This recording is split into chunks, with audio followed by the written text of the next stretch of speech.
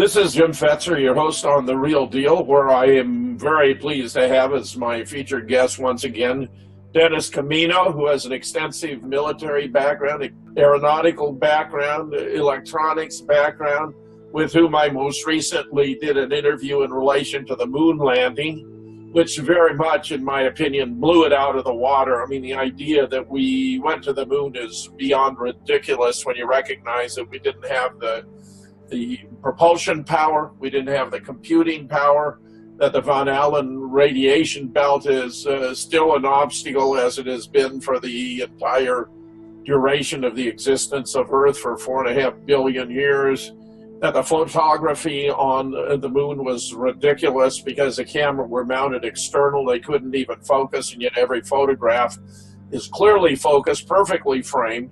And I'm even skeptical that they could have actually taken any photographs because of cosmic rays interfering with the photographic plates.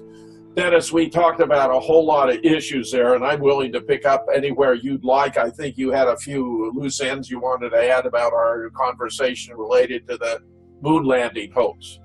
Sure, Jim. We talked about so much stuff on that show. We went down quite a lot of roads, and we covered an awful lot of turf in a very short period of time. One of the things that we kind of didn't really get a chance to go back and revisit has a lot to do with the fact that NASA really had not had the time, the amount of clock time before the launch to get a whole lot of ducks in a row to even make it a legitimate first attempt. We've discussed the fact that these astronauts that allegedly flew on Apollo 11 had spent more than 1,200 hours in a simulator trying to land on the lunar surface in a realistic simulation on Earth. They were unable to do it. They could not accomplish it. They never once were able to effectively land the LEM on the lunar surface. Now, there's a lot of stuff that got swept under the carpet by NASA when you ask questions about, well, how did you decide that you're just going to go ahead and wing it and try it anyway? Eugene Kranz, the mission coordinator for NASA, being the final arbiter about whether or not they're going to attempt it, when the discussion was that when they decided to go ahead and do it, that they still had not made a successful landing in the simulation on Earth when they tried to do it. So it was a very risky mission at the bare minimum. And yet, of course, because of Earth's far greater strength of gravitational field, there would have been much more control of flying objects within Earth than there would be on the moon. Yeah, so, the other thing that nobody discusses is that vehicle, the LEM, with the two stages, effectively the crew cab and then the lower stage, which is basically the rocket motor that made the descent, it was inherently unstable in the pitch axis or the vertical axis, strictly because of the fact that it's just like anything else. The center of gravity was so very, very high that you wanted to build in some neutral stability into a vehicle like that, because just the slightest amount of inertia going the wrong way sideways would make it very problematic for the reaction jets to be able to correct on the descent to the lunar surface, and they would have almost had to abort within seconds after the descent. So given that, they did have a plan to go back up, but they also poo-pooed the fact that the rejoining with the command module up in the orbit around the moon is a little bit more than just somebody reaching out a hand and grabbing the other hand. That's a very complex maneuver to get back into synchronization orbit with another vehicle. And the key to this whole thing would have required a very, very good closed-loop, radar-controlled merging of the two vehicles, which they couldn't do because they had a fixed antenna on the top of the vehicle, on top of the LEM, that had to be precision pointed at the command module to be able to see it, to have a signal bouncing off of it. And they had no real-time way of having an astronaut being able to do this. There was no automatic loop that controlled the antenna. So that antenna was pointed anywhere but the command module during the ascent, which made it very problematic because they're bouncing radar waves off of something other than the command module because they weren't even pointed at it. You would have wanted the crew cab oriented in such a way where the top of it was pointed directly at the command module on the ascent, and they couldn't do that without radar. You couldn't possibly do it just with an eyeball either. In other words, the trajectory was much more complicated. It almost required the kind of precision guidance that we incorporated into aircraft like the F-86s that we fought with in Korea, where it actually tracked the bullet stream to the aircraft that they were attacking to allow the pilot to get the bullets onto the target. In other words, you just don't fire at something when both vehicles are moving. It's a very complicated matter. And what we have some points about for the show tonight is that the computer, the mission computer that they had on board, was absolutely not operational in any way, make, or form. In other words, it's a very pretty mock-up, but when we get into it a little bit in the show, it's quite clear that not only was it excess weight that they shouldn't have had to carry, but it was complete dead weight. It couldn't do any work for them whatsoever. So we'll discuss that deeper into the show, I hope. Okay, perfect, Dennis. A lot of these are documents, so I know you're going to give us just a summary overview. Right. What we're going to talk about next is the fact that as of recent times, the F-1 rocket motors that were used on Apollo 11 have recently, at least one of them has been recovered by Jeff Bezos, who's the CEO of Amazon and also the owner of the Washington Post and ties to the Central Intelligence Agency. Not that they're relevant. The reason why the recovery of the engine and all this interest, by the way, the engine is now in place at the Museum of Flight in Seattle, Washington in Renton for display. So if you want to go take a look at it, you can certainly view it. It's one of the engines that was used according to NASA. We have a paper that we're looking at here where one of the most serious problems with this engine is it was very, very thermally unstable in its construction, and the claimed thrust rating that this engine had, according to what NASA says versus what it figuratively could produce, were significantly different from each other. Yeah, and there was a better engine that would have been much more suitable, that was much more stable, that had stable, reliable thrust rating, where if they would have put those in clusters underneath the rocket, much in the same way that the Russians do with theirs, they probably would have been able to achieve the required thrust, but they used these very problematic F-1s that were really, for lack of a better term, they were far from ready for primetime live. They had a number of serious problems with the Inconel 750X alloy that was used in the tubes in the nozzle itself relative to the thermal expansion and burn through. On Apollo 6, for instance, we'll see a slide further into this where you'll see where the doctor that wrote the paper had determined that there was a burn through on Apollo 6's rocket motors, to where it was very fortunate they didn't have a massive explosion during that launch, but they somehow dodged the bullet, but they didn't have the required thrust. We're talking about these things, about the tubes themselves were made out of this alloy. These things barely were capable of launching the whole all-up full weight of the rocket into lower Earth orbit, let alone propelling the whole thing to the moon.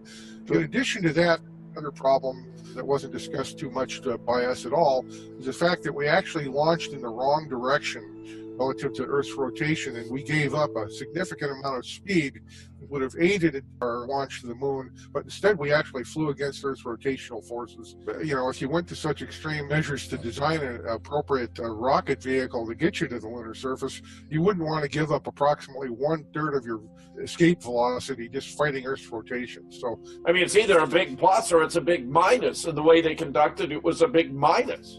Well, let's put it this way: it's elemental in the respect that if NASA was so incompetent as to not know this in the fore of the mission, how could they possibly get everything right and make it happen? All like that, you couldn't possibly make the rest of the mission work. The whole thing's ridiculous. Anyway, we're talking about turbine discharge gases and shock waves in the nozzle, but NASA ultimately said that they had to do is they changed the size of the tubing. When you look into the discussion, there's a lot of information in here that simply people that have a good metallurgical background will really appreciate if they know anything about how metals react to heat. And the one fundamental problem that we had with this Inconel X750 alloy was that it was really not the right metal to use for anything in a rocket engine. And the process that NASA said that they used for annealing the tubes and getting them into the appropriate shape for the nozzles was such that it embrittled the metal, not made it more flexible, but it made it much more brittle and likely to yield and break. Right. Dennis, they're just producing new problems. Well, the thing is that they, it's like they're talking about unprecedented side loads and irregular heating in the nozzle. Every piece of this paper so adroitly attacks every part of the simplistic and Pollyannish attitude that NASA had, that they could get away with BSing their way through the explanation. And here there's the engine, the RS-68, using a nozzle extension without gas injection in divergent sections. The suppositions and the simplistic explanations that NASA and Rocketdyne put forth about how the F-1 could possibly get this vehicle to the moon are so preposterous that it'd be like a brain surgeon being challenged by somebody that the only thing they've ever worked with was silly putty about how to cut out a diseased part of the brain. The Russians were well advanced in their designs of rocket engines for a very, very long time. Certainly rocketry is not a science that we jumped into with perfection. In other words, it took an awful lot of failure to a point where the Russians, for instance, were able to build the most powerful rocket engines. And by the way, Lockheed Martin rocket specialists that designed some of the latest rocket technology for the United States looked at many Russian designs over the recent years, and they've made public statements that they do not understand how the Russians achieve such high chamber pressures in their rockets. Now, when they can admit that they don't even understand how the Russian designs do this, and by the way, the Russians' engines are being purchased by the United States today. The RD series of rocket motors that the Russians build are, in fact, in use every single time we launch, almost every time. Every now and then we'll use an Atlas, which is one of our designs, but when we're lifting a heavy payload, we're using a Russian engine. Now think about this. If the United States had such superior rocket technology in the 1960s, why would we have to ask the Russians to build rocket engines? Why would we need their stuff? Dennis, I agree completely. It's ridiculous. It must take a lot of self-control not to just raucously laugh and roll on the floor to look at the crap that we put forward as science. When we're talking about this Rocketdyne solution to pressure oscillations and shock waves in the nozzle, that they used a 50-grain, 3.5-gram bomb attached to the face of the injector plate to deflect the shock wave out of the nozzle so it wouldn't blow the chamber to smithereens.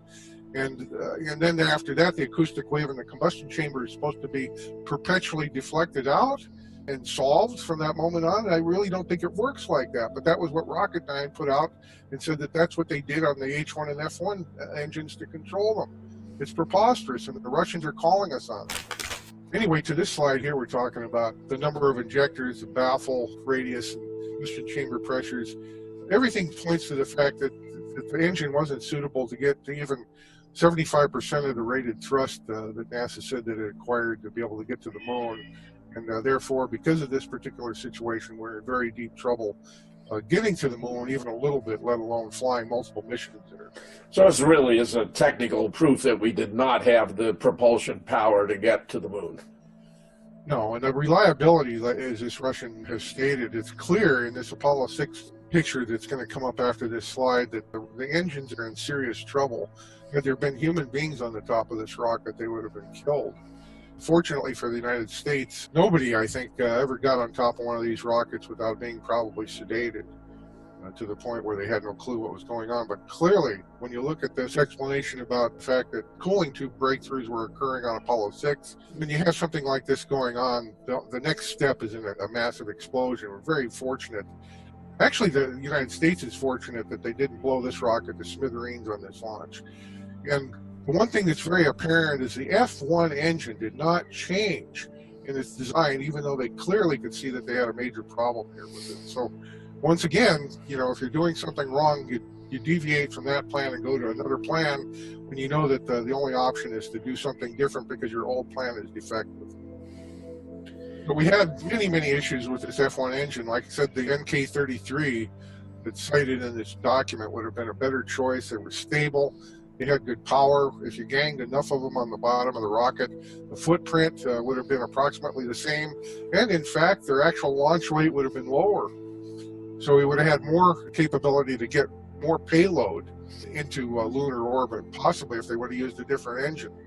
And by the way, they made an even larger engine than this that they apparently decided that they were going to try and attempt to fly with. It's ridiculously huge, and it was such a mess that if they ever would have tried to fly with it, it would have been a massive explosion. That's why none of them were ever flown. They went to the effort to design an engine bigger than the F-1, approximately 4 or 5 times larger in height and circumference, and yet it never flew on any rocket, never even did a test burn on a stand.